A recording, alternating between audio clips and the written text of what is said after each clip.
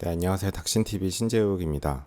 오늘은 큰 병원에 가야겠다고 생각한 이유라는 주제로 몇 가지만 좀 얘기를 드려볼게요. 무슨 얘기를 드릴지 막 이렇게 적어놓고 정리하고 하는 건 아니고 그냥 자기 전에 그냥 좀 떠들다 자는 느낌으로 오래간만에 영상을 좀 켰는데, 저는 이제 전공의 수련을 모 대학병원에서 했는데, 제가 이제 내과 전공의 수련을 했던 병원은 아주 큰 병원은 아니고, 아주 큰 병원이라는 건 이제 아산 삼성 뭐 이런 완전 그냥 센터급 병원들 그 정도는 아니고, 3차 병원 대학병원에서 수련을 받았습니다. 사실 여러분이 아는 대학병원이 다 3차 병원은 아니에요. 대학병원들도 2차 병원들이 좀 있기 때문에, 그래도 저는 이제 3차 병원인 대학병원에서 수련을 받았으니까 나름 그래도 큰 병원인데 아주 크진 않은 병원이었고요. 적당히 이제 아기자기하고 뭔가 이제 나름 할 수 있는 거는 다 하고, 그런데 이제 대형 센터급 병원은 아닌 정도의 병원이었는데, 뭐 돌아보면 어떻게 보면 수련이라는 목적으로는 가장 이상적인 규모의 병원이었던 것 같기도 하고, 이게 무조건 크다고 좋은 건 아니어서 어쨌든, 근데 그런 병원에서 내과 수련을 받았고요. 저는 내과 수련을 받을 때 사실 항상 저는 큰 병원에 가보고 싶은 이 환상은 좀 있었어요. 그래서 뭐 얘기가 세지만, 제가 이제 인턴을 2번 떨어져 본 적이 있는데, 이게 의사 중에 인턴 2번 떨어져 본 사람은 세상에 흔하지 않습니다. 한 번 떨어지는 사람은 가끔씩 있는데, 이게 2번 떨어지는 건 쉬운 게 아닌데, 제가 흑역사인데 2번 떨어져 봤어요. 근데 뭐 얘기가 좀 긴데, 그게 뭐 그럴 이유가 있기도 했고, 제가 좀 뭐 운이 또 좀 없는 것도 있는 것 같고, 뭐 이래저래 그랬습니다. 운이 없다는 건 뭐 핑계지만, 좋아요 많이 눌러주시면 요 얘기도 나중에 해드릴게요. 이런 얘기도 되게 재밌거든요. 인턴을 왜 2번 떨어졌냐. 어쨌든 간에 무슨 얘기하고 있었지 내가?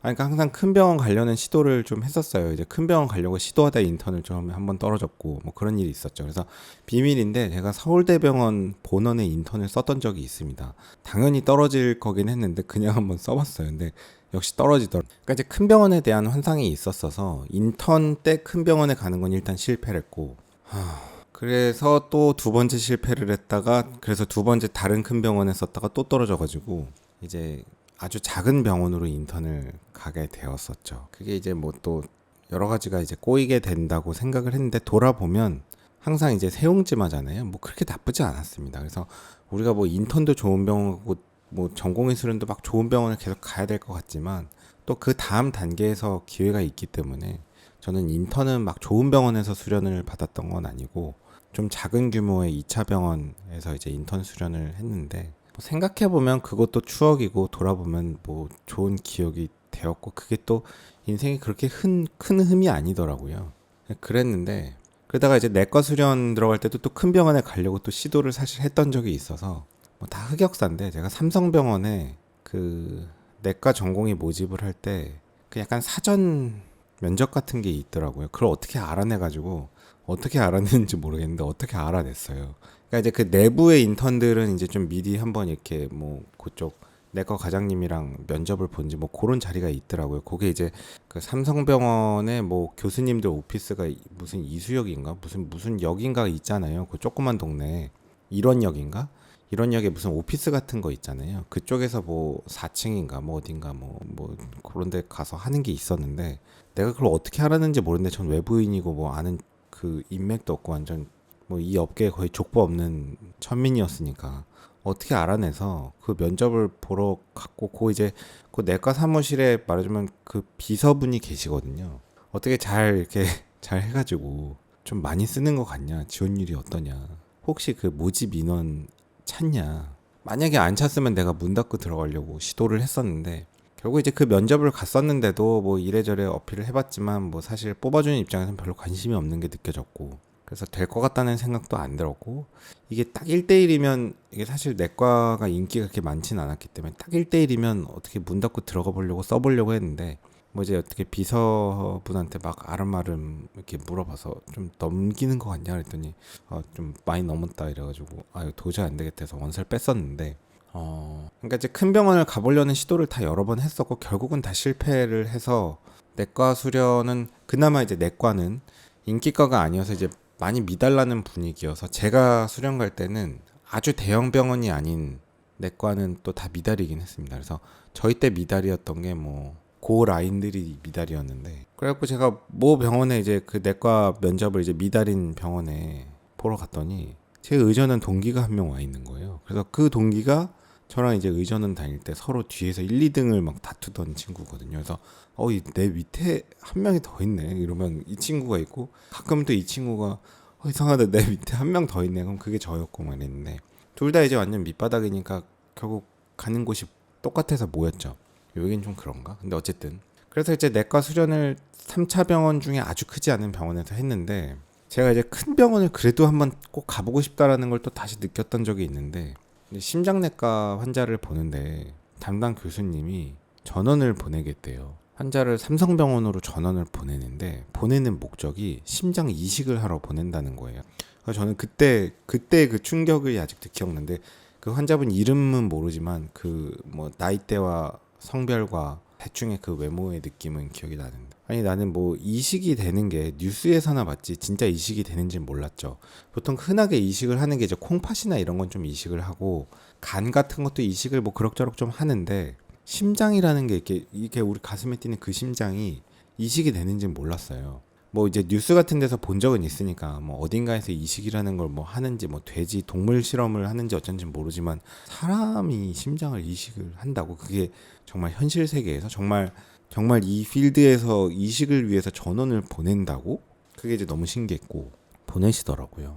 그래서 그거를 보고 느낀 게, 이게 담당 의사 교수도 경험이 많은 사람이어야 환자와 그 환자 보호자에게 미안하지 않겠구나.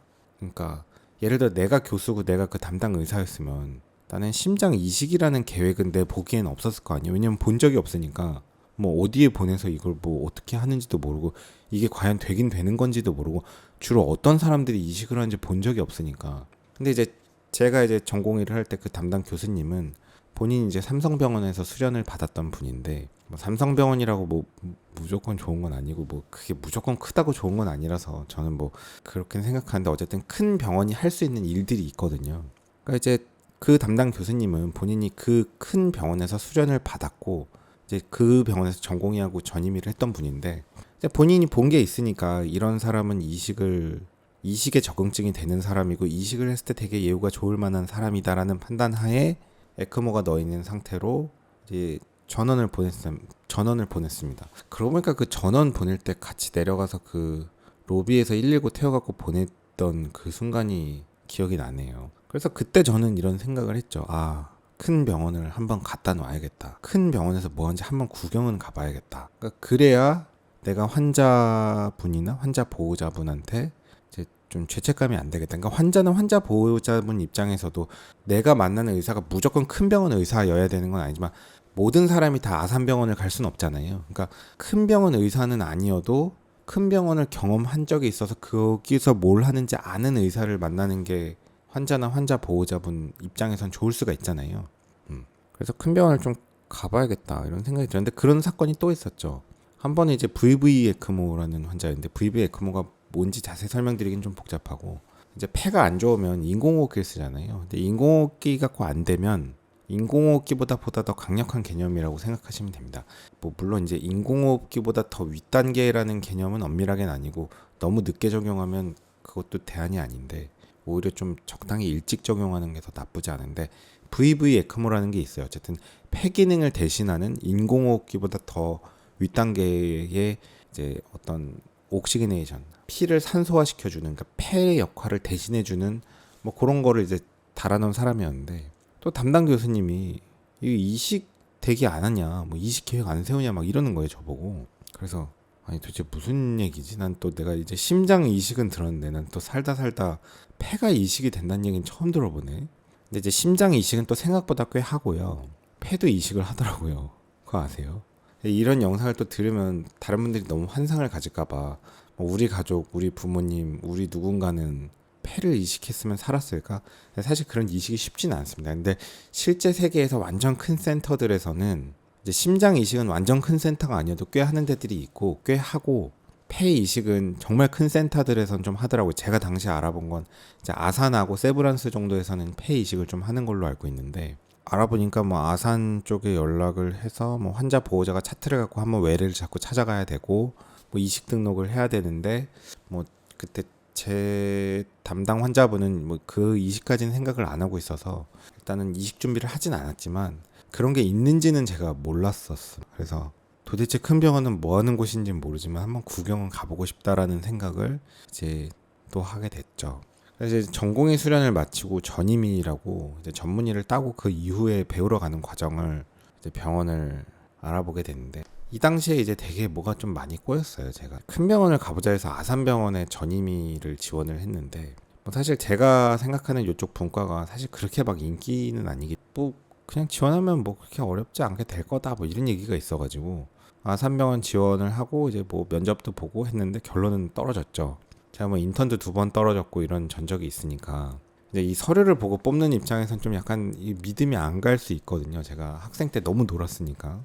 실제로 보면 뭐 그렇진 않은데 어쨌든 그건 내 생각이고, 그러니까 아산이 떨어지고 나니까 다른 병원 전임의 어레인지가 다 끝난 거예요. 그래갖고 강남 성모병원 알아보니까 4월 달에 이미 어레인지가 끝났다 그러고, 그다음에 신촌 세브란스 알아보니까 거기도 뭐 이미 다 끝났대요. 그다음에 이제 서울대 본원 뭐 이런 데는 뭐 제가 알 길이 없었고, 그래가지고 좀 복잡한 얘기인데, 그러다가 이제 뭐 이제 대학병원은 아닌데 부천세종병원이라는 게 심장 쪽에서는 거의 웬만한 큰 대학병원보다 큰 데여서 부천세종병원을 가고 싶다라는 생각이 들어서 이제 부천세종병원에 전화를 하고 1호선을 타고 이제 부천세종병원을 찾아갑니다.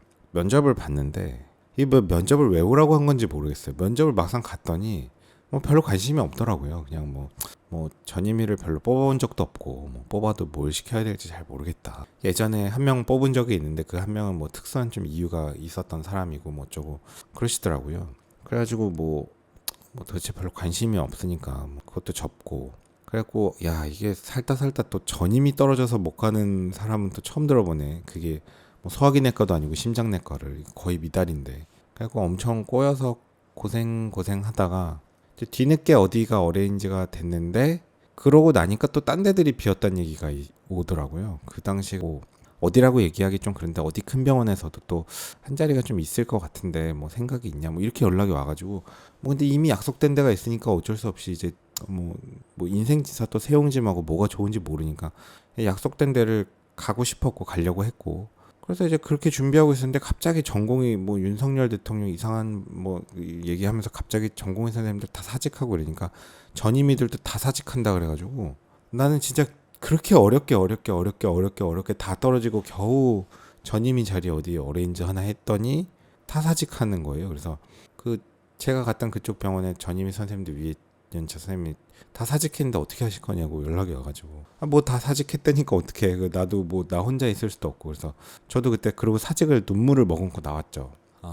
지금 무슨 얘기하고 있는 거지 내가? 이 얘기를 왜 하지? 큰 병원을 가야겠다는 생각. 그래가지고 그러고서는 이제 있다가 뭐 그냥 5월쯤에 다시 복귀를 하게 됐는데, 이제 사실 좀 큰 병원에 대한 환상이 저는 좀 솔직히 너무 컸기 때문에 좀 큰 병원을 가고 싶어서 알아보다가 모 병원에 좀 큰 병원으로 전임의를 가게 됐습니다. 근데 제가 이제 갔던 전임의 병원도 초창기에 알아봤던 리스트 중에 하나인데, 처음에 알아볼 때는 이제 다 찼다, 자리가 없다 뭐 그렇게 연락이 왔었어요. 되게 뭐 지원자가 많아서 좀 정리하는데 애먹었는데 뭐 안타깝지만 좀 자리가 없다 이렇게 연락이 오셨었는데, 사태가 나고 나서 이제 다 사직을 하고 나왔으니까 좀 다시 한번 제가 메일을 드려봤었어요. 혹시 자리가 있냐. 그랬더니 이제 이런 연락이 올 줄 모르고 좀 당황하시고서는 뭐 좀 알아보고 연락 주겠다 이러고 연락이 왔는데, 일단 조건은 원래 사직하고 나갔던 분들이 이제 들어오는 거를 조건으로 그분이 우선순위를 갖고, 그분들이 안 들어온다면 혹시 내가 피해가 안 된다면 들어가도 될지 하고서는 이제 여쭤보고, 이전에 사직하신 분들이 안 들어온다고 해가지고 이제 빈자리를 들어가게 됐는데, 이래가지고 제가 이제 이 업계에서 이제 빈집 털이범이라는 이 타이틀을 하나 달게 됩니다. 그러니까 남이 나갔는데 이제 그 자리로 들어왔다고 해서 이제 욕을 좀 먹게 됐고, 욕을 이제 많이 먹었죠. 욕을 좀 많이 먹었는데, 저는 이제 큰 병원에 대한 되게 큰 환상이 좀 많이 있었고, 큰 병원에 대한 시도를 인턴 때서부터 하다가 인턴 2번 떨어지고, 전공의 때 시도하다 또 떨어지고, 전임의 때도 큰 병원 썼다 또 떨어지고, 다 떨어지고 갈 데 없어서 이렇게 하다가 겨우 어레인지 된 거 사직 사태 나서 또 사직하고 나가고, 이게 뭐 계속 꼬이니까 이게 나도 어쩔 수가 없다. 일단 뭐 빈자리인데 받아주니까 들어가게 됐죠.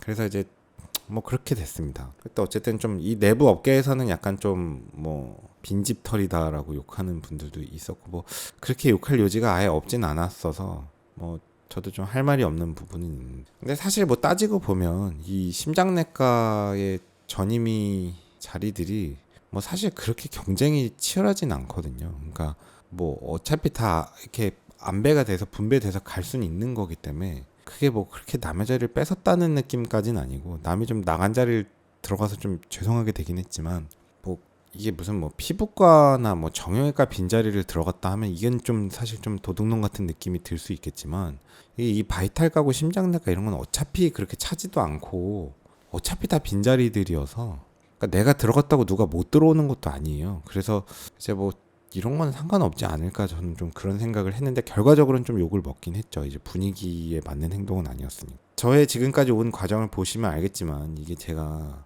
계속 떨어지고 어레인지 됐다가 또 사직 사퇴 나고 뭐 인턴 2번 떨어지고 전공의도 이 고생해서 왔는데 전임의도 떨어지고 이러니까 이게 몇 번을 떨어졌는지 도대체 감을 잡을 수가 없네. 어쨌든 저는 이제 제가 갔던 병원이 되게 큰 병원인 줄 알았는데, 사실 가서 놀란 거는 큰 병원은 맞는데 그렇게 또 아주 큰 병원은 아니더라고요. 그러니까 진짜 큰 병원이라는 건 이제 아산병원이나 삼성병원 이런 게 큰 병원이었고, 뭐 그렇게까지 큰 병원은 아닌데 그래도 뭐 어쨌든 꽤 큰 병원이니까 뭐 내가 뭐 그런 걸 불만을 가질 때 아니고 이제 신기하게 들어가게 됩니다. 들어가서 어쨌든 이제 큰 병원에 가야겠다는 생각을 했던 이유는 그거고요. 근데 이제 큰 병원에 가서 느낀 것들이 좀 있는데, 뭐 이게 얘기하면 사실 되게 길어져서 일단은 좀 어느 정도 선에서 끊을 건데, 일단은 대단한 게 있다는 것도 알게 됐고 대단하지 않은 것도 있다는 것도 좀 알게 됐어요. 그러니까 그게 다 중요한데, 이제 말하자면 심장을 이식한 사람들이 돌아다녀요. 심장을 이식한 사람이 그냥 외래에 멀쩡하게 걸어다니고, 그러니까 남의 심장을 받은 사람이 잘 다녀요. 심장 초음파실 와서 막 심장 초음파 검사하고 가고, 근데 겉으로 보면 그냥 똑같은 사람인데 기록을 보면 다른 사람 심장이 들어가 있는 사람이에요. 현실 세계에서 지금 심장 이식은 이루어지고 있습니다. 예우도 나쁘지 않고. 또 어떤 분들은 심장 이식 대기자들이 있어요. 그래서 심장 이식 대기를 할 때 그냥 등록을 해놓고 있는 사람들도 있고, 이제 엘바드라고 일종의 뭐 인공심장 같은 펌프를 이렇게 배터리 달고 다니는 사람도 있거든요. 심장이라는 게 일종의 펌프니까 수술을 해놔서 심장에다 펌프를 달아놓고 배터리 팩을 차고 다니는 사람이 있습니다. 엘바드라는 건데, 뭐 그런 이식 대기자도 있고, 중환자실 가면 이제 에크모 넣고 그냥 마냥 기다리는 이식 대기자도 있어요. 에크모를 넣어야 이제 심장 이식의 우선순위가 높아서, 혈액형이 또 약간 이식 조건에 좀 안 맞으면 불리하면 이식받을 수 있는 심장이 되게 제한되기 때문에 순위를 좀 빨리빨리 받으려면 에크모를 넣고 일부러 버티는 경우들도 있는데, 그런 것들을 보게 되니까 이게 너무 신기하더라고요. 내가 볼 수가 없었던 시장이니까. 그래서 그런 거를 보고 나니까 이제는 내가 이제 모든 걸 다 잘할 수는 없기 때문에 뭐 이식하는 것도 평가하고 이식 대기도 올리고 뭐 이식 준비도 내가 직접 하고 뭐 할 수는 없지만, 그런 세계를 지금은 제가 보고 왔기 때문에 제가 제 담당 환자를 보다가 이런 사람들은 정말 딱 이식 대기자로 올려서 이식 준비하면 딱 좋겠다 싶은 분을 이렇게 선택적으로 제가 고를 수 있고, 그 분을 고르면은 잘 골라서 의뢰서를 잘 써서 내가 아는 병원에 이식 준비 잘 해주시는 분들께 이제 보내드리면 환자도 좋고, 좋은 환자를 잘 선택해서 보내주면 받는 쪽에서도 좋고 다 좋잖아요. 환자도 좋고. 그래서 이제 큰 병원에 갔다 오니까 이제 그런 것들을 봤던 게 좀 신기하죠. 이식 같은 게 지금 대표적인 큰 병원의 장점이고, 그다음에 이제 큰 병원의 이제 수술과의 서포트가 또 되게 좋죠. 그러니까 예를 들면은 폐동맥색전증 환자가, 저는 시스테믹한 안티코아굴레이션만 해봤지 엠볼렉tom이라는 수술이 되는지 몰랐거든요. 책에 보면 뭐 엠볼렉tom이라는 수술이 있는데 그게 진짜 하는 수술인지 몰랐어요. 근데 큰 병원에 가니까 하더라고요. 그러니까 예를 들면 그때 그 비뇨기과 선생님이 되게 스마트했던 분인 것 같아요. 비뇨기과에서 환자 좀 바이탈이 이상하다 저한테 연락이 왔어요.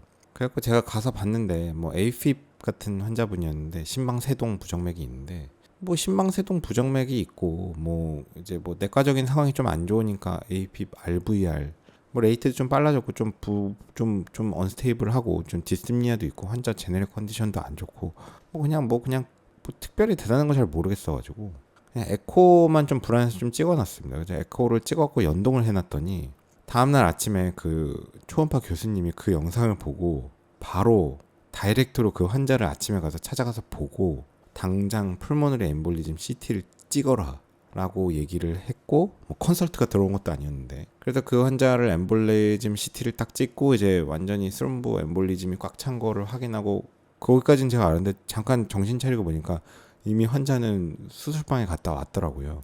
그 수술장 사진이 있는데 폐동맥 색전증에 이렇게 완전히 이렇게 폐동맥 색전증이 꽉 차 있는 나무가지처럼 이렇게 된 걸 뺀 거를 사진 찍혀 있는 게 있던데, 그때도 이제 그거 보고 놀란 게 뭐냐면, 아, 이런 수술이 책에서만 봤는데 진짜 하긴 하는구나 라는 게 신기했고, 폐동맥 색전증 일단 신기했고, 그 다음에 나는 보통 이제 수술과에서 수술을 하려면 되게 바이탈이 좋아야만 수술하는 줄 알았는데, 정말 큰 병원에서는 바이탈이 안 좋아도 수술장에 데리고 들어가서 수술을 하더라고요.